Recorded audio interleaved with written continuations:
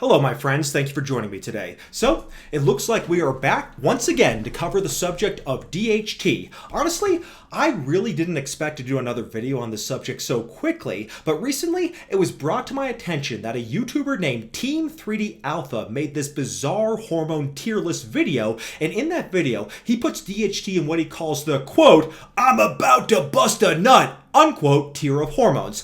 That's ironic because if you have DHT levels and go bald, then the only thing you're going to be busting a nut in is an old sock, and that is because DHT as it exists in adult men is a shitty old man hormone that doesn't do anything other than make us go bald, age our skin, promote heart disease, and enlarge our prostate to the point that taking a piss is as hard as taking a shit on the carnivore diet. Now, I don't know anything about this guy, so I'm not going to make any claims about his motivations with this video, nor am I going to shit talk him. I mean, he may be well-intentioned despite all the misinformation he presents here. I guess he's a fitness YouTuber because he talks a lot about hormones and their utilities as ergogenic aids. So I thought that maybe he would discuss DHT from the perspective of performance enhancement, because in that respect, the DHT topic does become a bit more nuanced. There are, after all, a lot of DHT-derived steroids like oxandrolone, anadrol, and winstrol, and these are all very powerful at improving strength, but supplementing androgenic steroids for strength enhancement is not the same as the effects of naturally produced hormones in the human body, including DHT. However,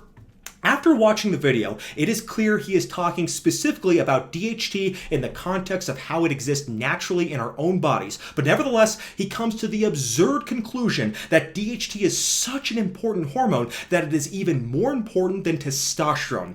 Before I delve into this, it is important to note that literally no medical professionals agree with him on this, so this guy is either wrong or he somehow found out something about DHT that the entire medical and scientific community has missed for the past 60 years or so.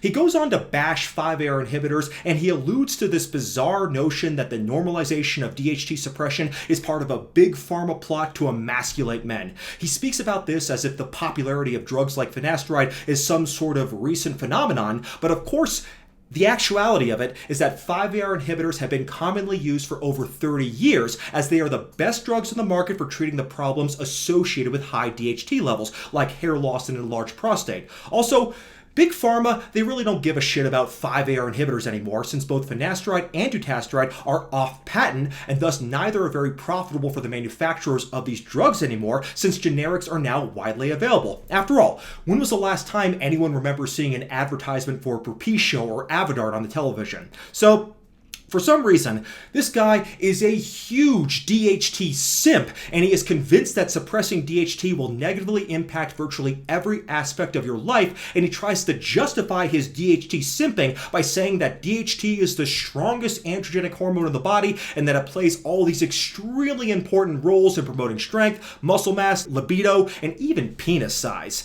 He uses no evidence to back up any of his claims whatsoever, and frankly, making this video feels a bit redundant because I have already debunked every single claim this guy has made in my previous DHT as a trash hormone videos, which are all linked below, but I know there is no way he's ever going to bother watching any of those videos since the guy is too lazy to even cite sources for any of his claims. Nevertheless, I still see this response video as a good opportunity to do a recap on some of my previous videos, because this guy very rapidly pukes out a lot of pro-DHT talking points that a lot of us have heard many times before already. You try going to any forum or subreddit populated by internet tough guys, Karens, and dude bros, and then you bring up finasteride, then you are guaranteed to have at least a few people make the exact same talking points that this 3D alpha dude makes in their defense of DHT, which has become somewhat of a sacred hormone within the online manosphere for some strange reason.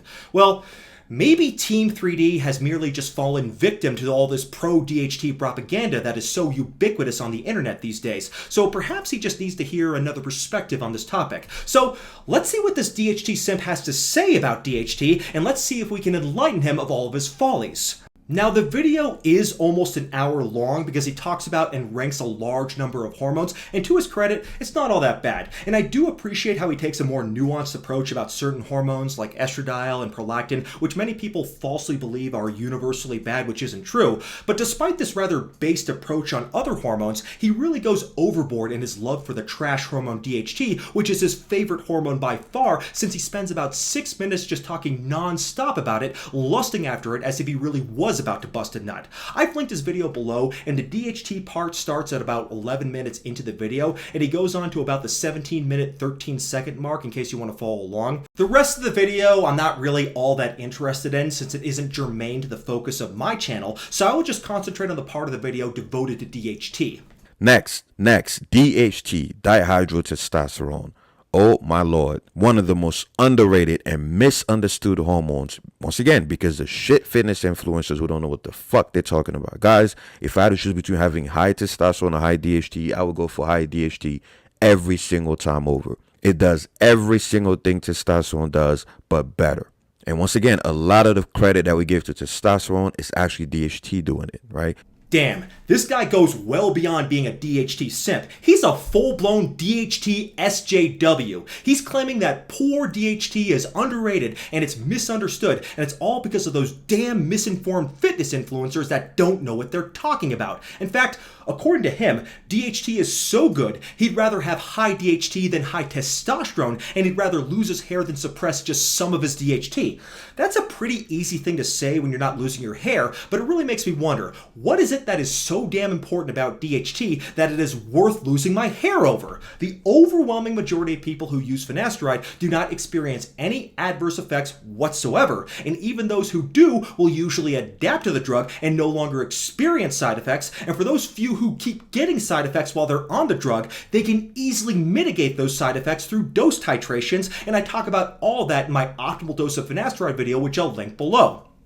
I have to wonder though, I, as well as millions of other men, have been safely suppressing the majority of our DHT levels with Finasteride for years, if not decades, and have experienced no adverse effects whatsoever.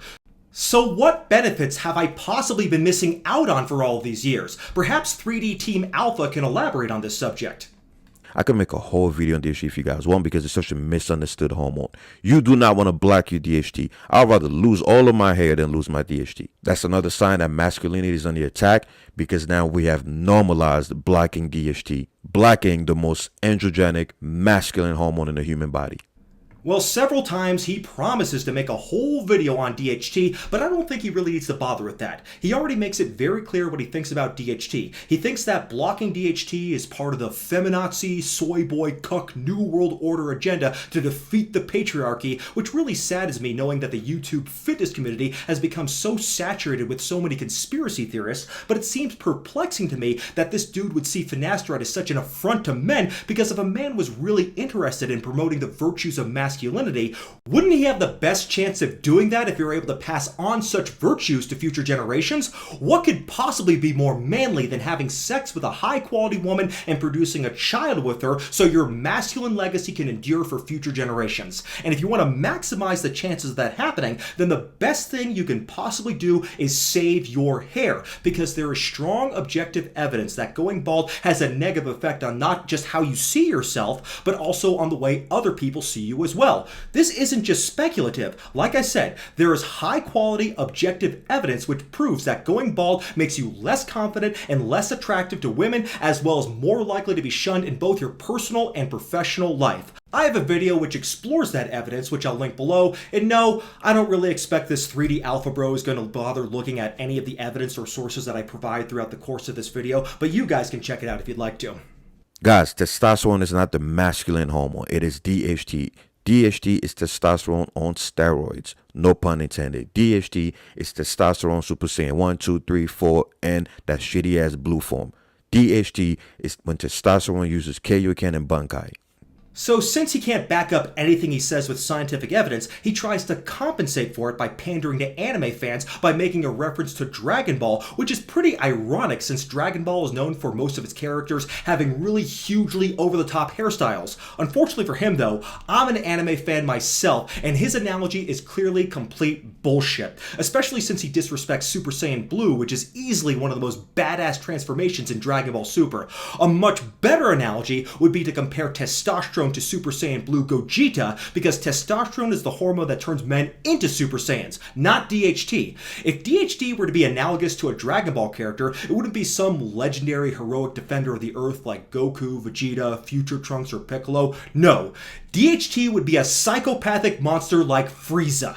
What better way to describe a hormone that destroys an entire race of Norwood 1 super apes, all just because he's jealous that they'll one day surpass him? Frieza is so insecure that the only Saiyans he knowingly spares from his genocide are Vegeta and Raditz, who are Norwood 3s, as well as Nappa, who holds the distinction as being the only Saiyan on planet Vegeta to be a full-blown Norwood 7, which is probably why he was exiled from the planet to begin with. So you can kind of think of Nappa as the Jason Blaha of the Saiyans if Nappa had Klinefelter syndrome. Frieza, he is a mass murderer and he is a tyrant, and that is exactly what DHT is too. DHT knows it will never be anything more than just a shitty, inferior metabolite of testosterone, so rather than give anything positive to the body, it only takes away and destroys what is precious to us, and that destruction goes far beyond just our hair. I document all of the disastrous things that DHT does to our body that affect our appearance and our health in my DHT is a trash hormone series, and I have more videos about this on the way, by the way. But just know that to compare a tyrannical, destructive, and malevolent hormone like DHT to dauntless chads like Goku and Vegeta is an absolute travesty. And frankly, Alpha 3D team, I think you owe an apology to Akira Toriyama, who himself is a victim of DHT, so he'd no doubt be absolutely disgusted by all of your shameless DHT simping. DHT protects you against high estrogen levels. So, since this guy never gives any sources, I'm not sure if he's saying that DHT itself lowers estrogen levels or if he means that DHT inhibitors that lower DHT levels can lead to increased testosterone that is then metabolized into estradiol via the aromatase enzyme. Now, it's true that some people may get slightly increased estrogen levels while they're on 5-AR blockers, and this may be responsible for some of the rare side effects like gynecomastia and sexual dysfunction, but if you look at studies on the effects of 5-AR blockers on estradiol levels, there's overall no significant effect from any 5-AR inhibitors on serum LH, FSH, SHBG, and estradiol levels, so the effects of blocking DHT production on estrogen levels is minimal at best and does not merit this guy's absolute freakout about DHT. Gynecomastia, it is one of the rarest side effects someone could possibly get from finasteride. It is so rare that it only affects about 0.5% of finasteride users, and even if it does happen, it isn't like gynecomastia can't be surgically reversed. Perhaps gynosurgery doesn't sound ideal to most people, but it is still cheaper and safer than a hair transplant, which can oftentimes look terrible when it's performed incorrectly. DHT is responsible for your sexual function, your erections, your aggression, your motivation, your anxiety levels, or lack thereof, your confidence, your energy, your red blood cells, your insulin sensitivity. You wouldn't even have a dick without DHT. People forget that it's not testosterone that gives you a penis when you're forming in the womb. It's DHT.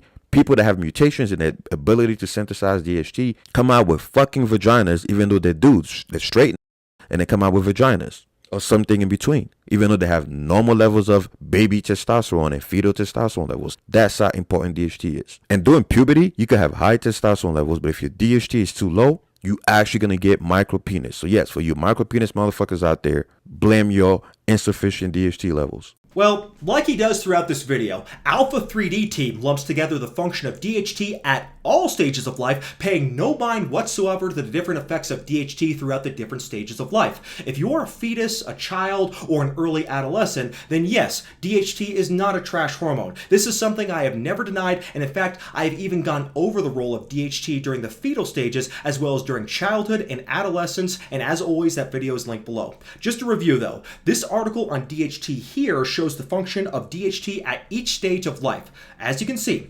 DHT is important for sexual differentiation in the uterus as well as for beard development in adolescence, but it has no function in adults other than causing hair loss and BPH. As I've pointed out already in many videos, the whole reason we have finasteride to begin with is because of research done in the 1970s where families of men in the Dominican Republic were discovered to have a congenital absence of the type 2 5-AR isoenzyme. This is what Team Alpha 3D is talking about when he brings up men who lack DHT develop vaginas. This is of course hyperbole, but it is true that if you have a congenital absence of the 5-AR enzyme while you're developing in the uterus, then you will develop not a vagina, but rather an ambiguous genitalia, which is why many of these people are thought to be girls during childhood. However, At puberty, their testosterone levels rise and they will go through a normal puberty process and develop a normal-sized penis, since testosterone will effectively fulfill the role that DHT didn't provide for them earlier in life. The only big difference is that these people will lack substantial beard and body hair growth, since DHT is what drives beard and body hair during puberty. However, it is worth mentioning that after a beard is developed, suppressing DHT will not affect its growth, which is why even many male-to-female trans women still have to have electrolysis on their face despite being on testosterone blockers and estrogen. I don't want to get too off topic though, so I'll link my video on finasteride and beard growth below if you are interested. But facial hair aside, what these 5-AR deficient men also lack without any exception is baldness, as well as enlarged prostates, which was the clue that led to the development of finasteride. So, if this were a discussion about DHT's importance during in utero or during early childhood development or early adolescence, then of course you wouldn't hear any objections from me. But no one is talking about giving finasteride to pregnant women or children or to kids going through puberty. We're talking about lowering DHT in adulthood, and there is no evidence that finasteride causes any of the problems he mentions, so this is just pure fear-mongering. As to his other supposed effects of DHT in adulthood, he interestingly brings up red blood cell production, and I think maybe he's basing this off the fact that certain DHT-derived steroids like Anadrol are sometimes used to increase hematocrit levels, which is beneficial for endurance athletes, but this has nothing at all to do with physiological levels of serum DHT in adult men. In the case of our natural endocrine system, it is testosterone and not DHT that affects red blood cell proliferation. This was all shown in a randomized trial that compared the effects of testosterone alone versus testosterone plus finasteride in hypogonadal men.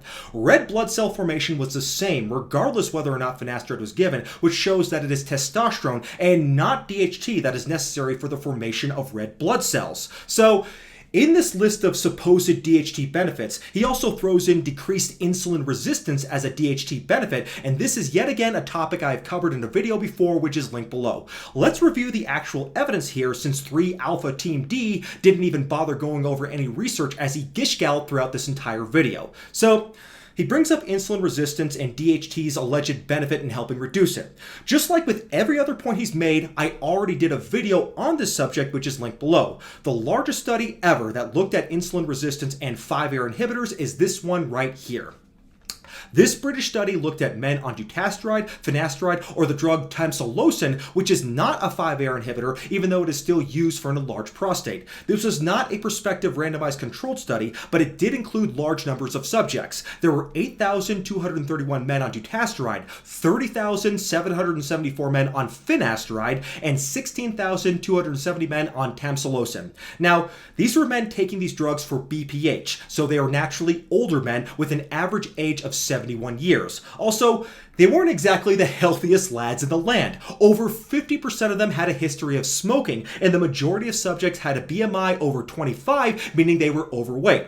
So we're talking about many confounding factors, all of which in their own right can cause diabetes. So in this very specific group, the incidence of new onset diabetes in people taking dutasteride or finasteride was 76 patients per 10,000 patient years, while the incidence of diabetes in the subject taking tamsulosin was 60 per 10,000 patient years. So these incidences are not very high, and since there is no control group, you cannot say whether 5-AR blockers increase the risk of diabetes or whether tamsulosin decrease the risk of diabetes. So the evidence that 5-AR blockers causes diabetes in humans is based on non-randomized studies that don't have proper controls and show at most a very weak correlation without establishing any causation whatsoever. This is by far the largest study ever done on the topic of insulin resistance and 5-AR inhibitors, but there are some smaller studies as well, some of which I went over in the video that's linked below on this subject, but sadly, these studies are also deeply flawed. For example, this small study with 46 subjects was a prospective randomized trial comparing dutasteride, finasteride, and tamsulosin on insulin resistance, but it too had no real placebo control group. It found that dutasteride increased insulin resistance compared to finasteride and tamsulosin, but since there is no placebo group, it is impossible to say whether dutasteride made insulin resistance worse or finasteride and tamsulosin made insulin resistance better. Another small study looked at giving transdermal DHT to men with cardiovascular disease, and in that study, DHT had absolutely no effect on glucose levels, or insulin resistance. This study has the same flaws as the other studies, but it goes to show that there is no definitive data linking the use of 5-AR inhibitors to diabetes. Diabetes did not show up as a complication in the initial clinical trials of finasteride or dutasteride, both of which included thousands of patients and had years of follow-up data. Even if we were to accept the worst theoretical outcome from any of this data, it would only mean that dutasteride and not finasteride has a tiny risk of slightly increasing diabetes in old, unhealthy people with multiple risk factors including obesity and smoking. So yeah, I think it's pretty safe to say that we could sleep safely at night taking our 5-AR inhibiting drugs. I think the anxiety of going bald would be a much bigger risk factor, and indeed, there's even data showing that going bald can shorten your lifespan, and I have a video about that which I'll link below that is all backed by scientific evidence, unlike the video that 3-Alpha Team D, 3D Alpha, whatever posted. Anyways, Team 3DO also claims that DHT helps prevent anxiety and depression, and that is a pretty typical claim made by DHT simps across the internet, but the fact is that all the data on DHT and neurological effects is based on weak rodent studies where rodents are given doses of finasteride that are hundreds of times higher than the equivalent of what a human could possibly use. I have of course gone over all these studies in my previous videos that I'll link below. To summarize some of the research though, in addition to the disproportionately large doses of finasteride that rodents are given compared to human beings, an even bigger problem with these studies is that finasteride doesn't even work the same way in rodents as it does in humans. Specifically, finasteride in rodents is a dual type 1 and type 2 5-AR blocker, while in humans it is almost exclusively just a type 2 blocker. Since the brains of rats and humans contain predominantly the type 1 5-AR isoenzyme, you can't extrapolate the results of these rodent studies to humans, especially since they're given hundreds of times the standard dose. This is also why finasteride doesn't cause depression or have neurological side effects in humans. In fact, even dutasteride, which is a potent type 1 inhibitor in humans, has never been shown to cause depression or any other neurological side effects either. The fact is that Merck was forced to add depression as a side effect due to all the pressure from the PFS network in order to avoid litigation. But even the FDA at the time depression was added did not feel it was justified. They said that the PFS network's position, quote, does not provide reasonable evidence of a causal link between propecia and persistent sexual problems, depression, or suicide, unquote. So now we're on to the subject of micropenises. It makes me wonder what he thinks about lion's mane mushrooms. Anyways, Team 2D Beta, as usual, didn't cite any research, but that's okay, because even if he did, all he would have to work with are crappy rodent studies. At this point, it's almost comical for me to have to bring this up yet again, but I have a video on this bizarre idea which debunks all this bullshit, which of course I'll link below. This micropenis concept, it all comes from articles like this one here. In this rat study, once again, we have impossibly high doses of finasteride and dutasteride that are being used on these poor creatures, over 350 times higher than the normal human dose in the case of finasteride. Now, rats have a micropenis to begin with, unless you're comparing them to Jason Blaha, and some changes with 5-AR inhibitors were seen in the cross-sectional area of the penis for these rats. Dutasteride had more of an effect than finasteride did. However, the investigators were very careful to note that, quote, however, the results obtained in this model should not be directly translated to men, unquote. But that's what people like Team Triple D Epsilon always do, because they are completely unable to put into context studies that are not relevant to humans. 10-1 says this guy didn't even read any of these studies beyond just the abstract, and maybe he didn't even get that far and just read the titles. But if he did read the studies and couldn't see the obvious flaws with them, it means he either doesn't know how to interpret research, or he deliberately ignored it because it didn't suit his narrative, which would be even worse. There is an excuse for ignorance, but there is no excuse for deception. And in the case of 5-AR blockers and micropenises, there is no evidence in any human study that finasteride or dutasteride shrinks your penis whatso-fucking-ever. If it really did shrink your penis, the drug would have been banned decades ago. In fact, the only way to offset having low DHT levels is if you have extremely high total testosterone and total free testosterone levels, right? Because it takes about 3 to 5 testosterone molecules to equal the effectiveness of just one DHT molecule. And in some cases, DHT is up to 10 times more powerful than testosterone. It binds to the androgen receptor better, it stays on the androgen receptor longer, and it has a high affinity for sex hormone binding globulin, which obviously frees up more testosterone to enter the cells and be converted to even more DHT.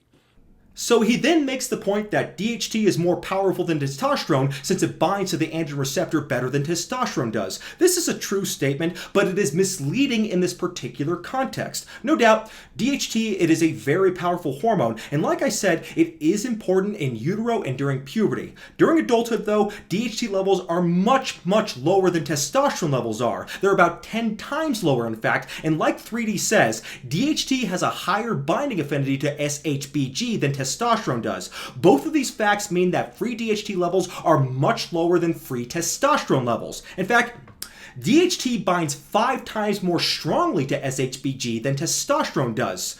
In addition, the dissociation of DHT from SHBG is much slower than that of testosterone. DHT dissociates from SHBG with a half-time of 43 seconds, whereas testosterone dissociates from SHBG with a half-time of just 12 seconds.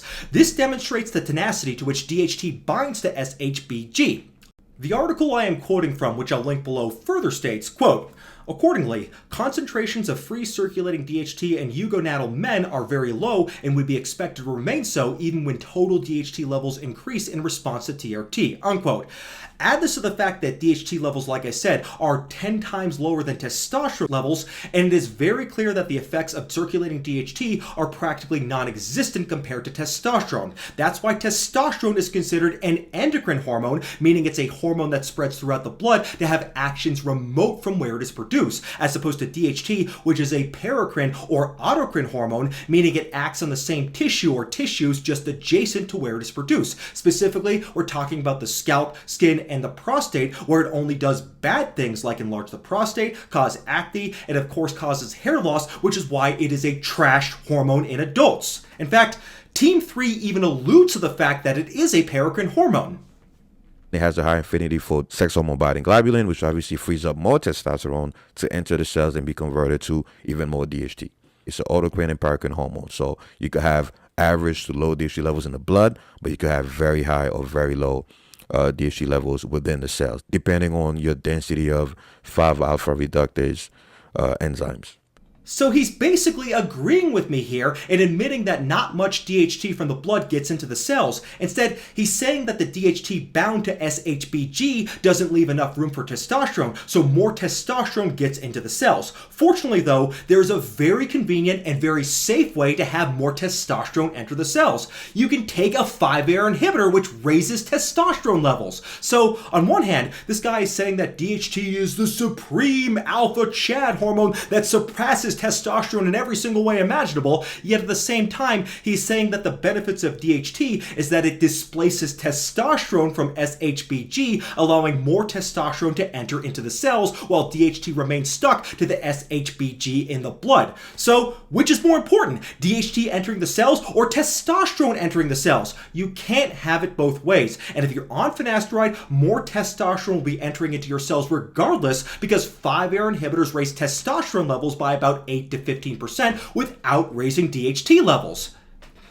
Now, one criticism of DHT is, oh, DHT is not as important for muscle function because people that don't have DHT can still build muscle. Well, first of all, I'm going to destroy that in a video that I make on DHT if you guys want one. Regarding muscle strength, this is just complete nonsense, and you can use intuition alone to know this is BS, as even a lot of professional bodybuilders like Chris Bumstead, Michael Hearn, and Greg Doucette use finasteride. But besides these anecdotes, we also have high-quality studies looking at the effects of 5-AR blockers on the strength and hypertrophy of the muscles with and without testosterone injections. Once again, for the millionth time, I go into the research on this in my video, which is linked below. This review article summarizes the data nicely, though. It says, quote, Tenover and colleagues performed the first and longest study demonstrating that normal serum levels of DHT were not required to maintain androgen effects on body composition and bone mineral density when older hypogonadal men were treated with either placebo, testosterone injections, or testosterone plus finasteride for 3 years. Testosterone therapy was associated with significant gains in lean body mass and bone mineral density, along with increases in physical function. Fat mass also decreased in both groups receiving testosterone. Notably, finasteride had no no impact on these positive changes. Similar results were reported more recently in a 1-year study that used higher doses of testosterone alone or in combination with finasteride. Dutasteride in combination with testosterone also did not impact the dose-response effects of testosterone on bone mineral density, body composition, and leg strength, unquote. Based on this data and other data, the authors of this review article on DHT conclude that, quote, these findings demonstrate that endogenous DHT is not required for maintenance of body composition and bone mineral density when T levels are within normal physiologic range, unquote. So, DHT, when you look at it independently compared to testosterone, is the more powerful hormone. But again, you have to look at the big picture here and understand how DHT works in the body compared to testosterone. Levels of 5-AR activity in skeletal muscle are way too low for DHT to have any effect on strength and hypertrophy. In the context of DHT supplementation, though, let's say we're using a DHT-derived steroid, that's of course a different story, but we're talking about natural levels of DHT here, which are too low to have any effect outside of select tissues like the scalp and the prostate where 5-AR activity is at its highest. So he then tries to blame the fact that DHT does not build muscle on the fact that DHT is metabolized, which is what he says next. But 2 reasons why that's false, right? It's half true. Number one, the reason why it's false is simply because the reason why DHT does not lead to higher muscle mass than testosterone in the human body is because of 3-HSD, right? It gets broken down. It gets broken down in the muscle before it gets a chance to do a lot of this work. In fact, your body has evolved that mechanism because DHT is just too powerful. It's too potent at binding to the androgen receptor, so the body had to evolve a way to regulate the amount of DHT within the cell. So that's why 3-alpha-HSD breaks down DHT. If DHT was not broken down by 3-HSD, it would be way more anabolic than testosterone. And we know that because certain DHT derivative steroids who do not get broken down by 3-HSD and the other enzymes that break down DHT are just as potent at stimulating hypertrophy and even strength, right? So it's not that DHT sucks at building muscle, it's just it gets broken down by DHT metabolizing enzymes.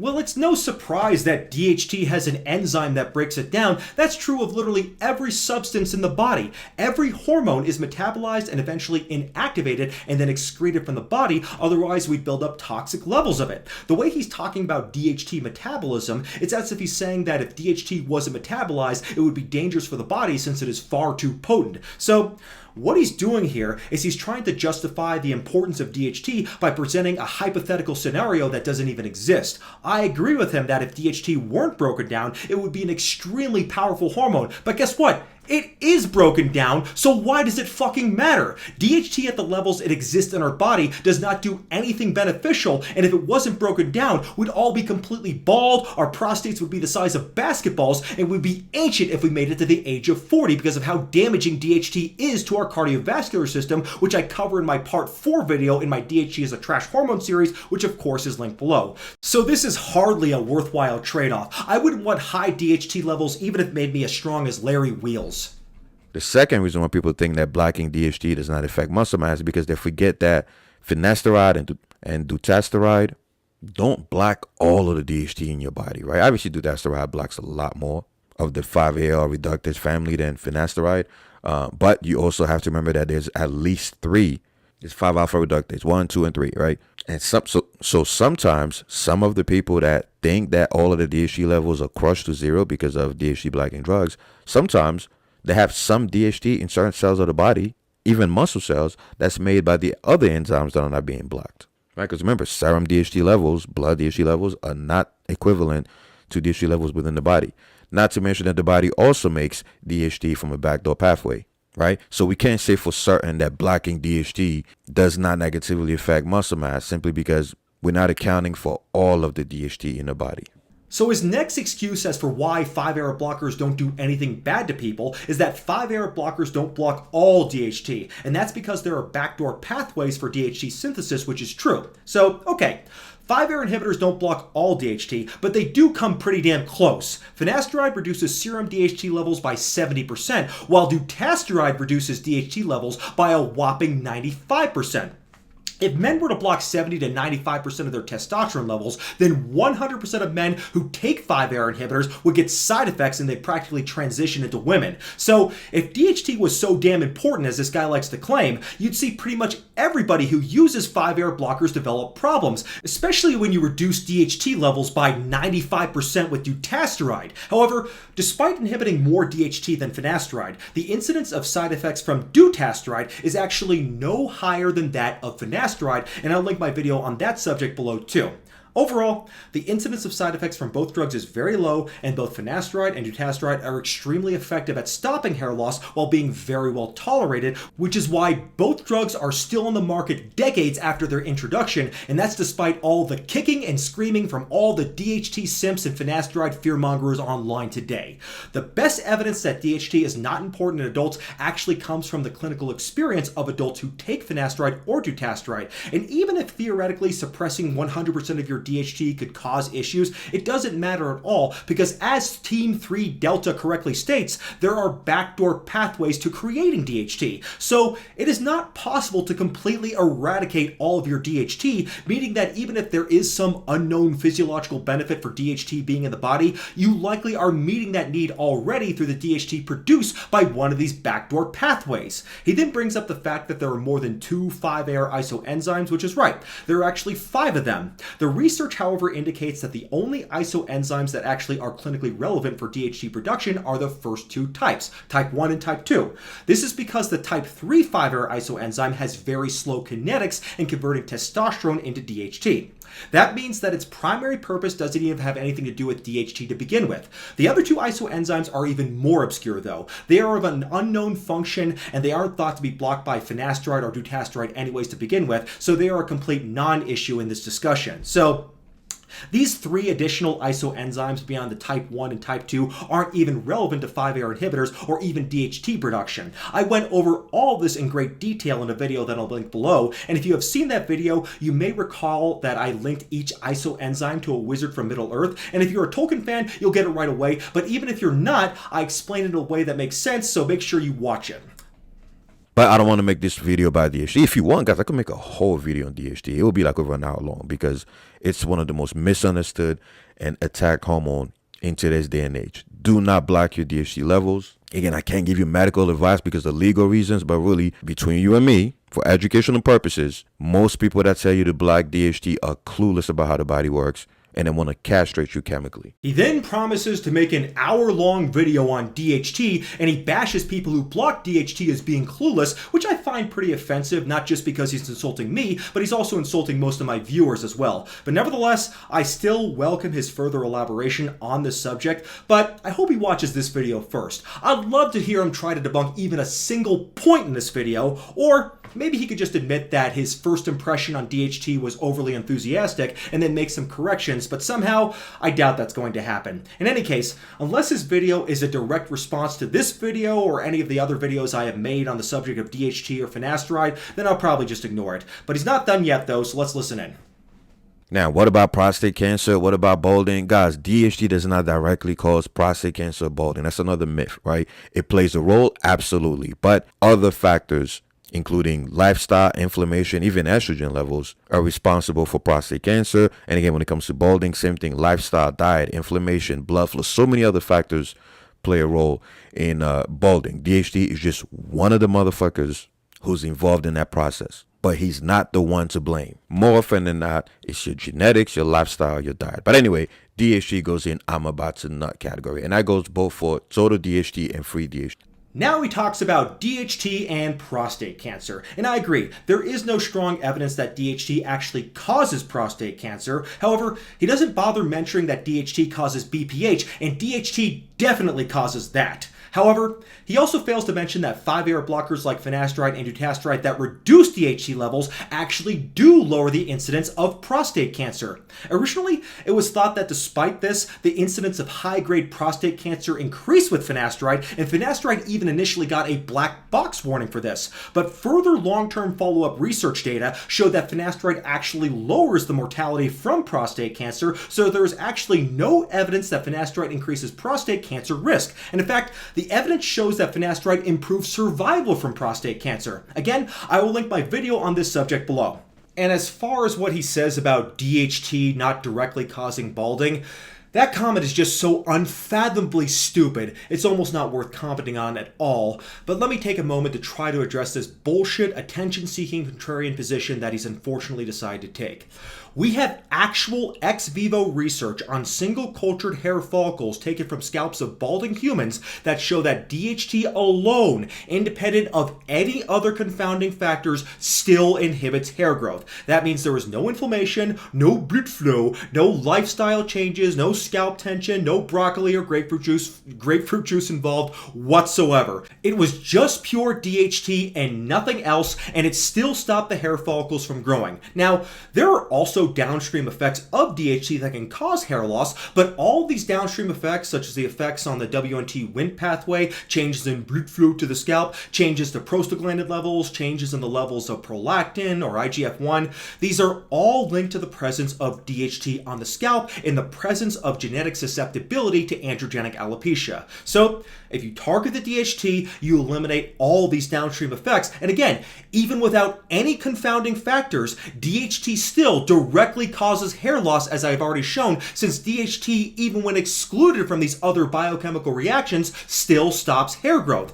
So, 3-alpha team delta, what you're saying is complete bullshit, and you need to stop getting your hair loss info from the Ray Pete forums. I know you're trying to be all cool and different by taking these rebellious, unconventional positions on hair loss, but you're just coming across as an ignorant conspiracy theorist attention whore. You remind me of Karens at Whole Foods who think they're rebels just because they put butter in their coffee. Nobody in the scientific field agrees with you on this. Not even doctors who are anti-finasteride will deny that DHT definitely causes hair loss. Even the PFS network doesn't deny it. For you to think you know better than everybody else in the scientific community is the height of arrogance. You've insulted the intelligence of all of your subscribers, and you should feel pretty bad about that. Obviously, unfortunately, it's very expensive to test for DHT and free DHT. But like I said at the end of the video, I'm going to show you guys I could get it for free. In fact, since we have a lot of things that I'm about to nut category, I'm going to put them in order. So I'm going to put like that. There you go. DHT being more important than DHEAS, and then cortisol and then DHEA.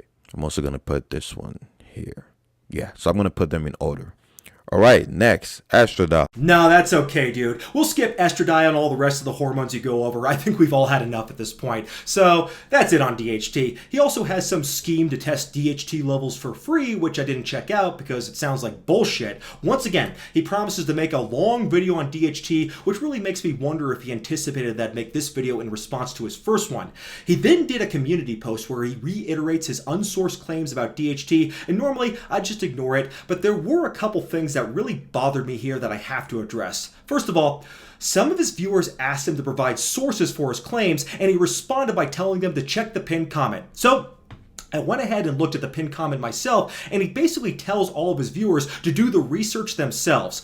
Let me explain something to you, Team Alpha C3PO. When your viewers are watching your video, they are doing their research. The big mistake they're making, though, is trusting you as a good source of information, because if you were a good source, you wouldn't tell people to do the research themselves after making all these outrageous claims about the importance of DHT. You're the one making the big claims here, so it is up to you to back up your own bullshit.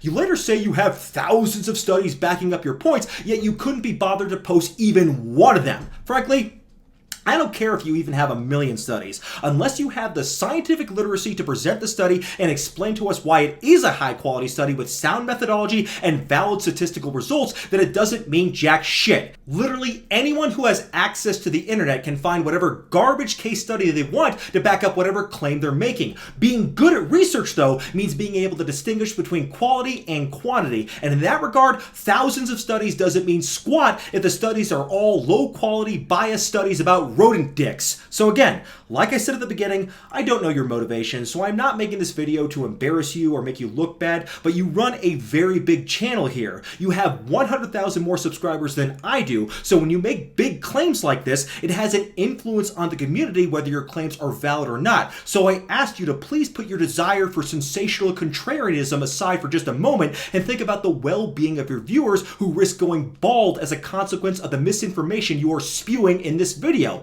I hope you'll take what I said in this video as constructive criticism instead of insulting, because it really is nothing personal. But when a big channel like yours makes such claims, it is often left to smaller channels like mine to clean up the mess you made, and nobody likes to clean up other people's refuse. So please, just be a little bit more careful next time, okay? God bless.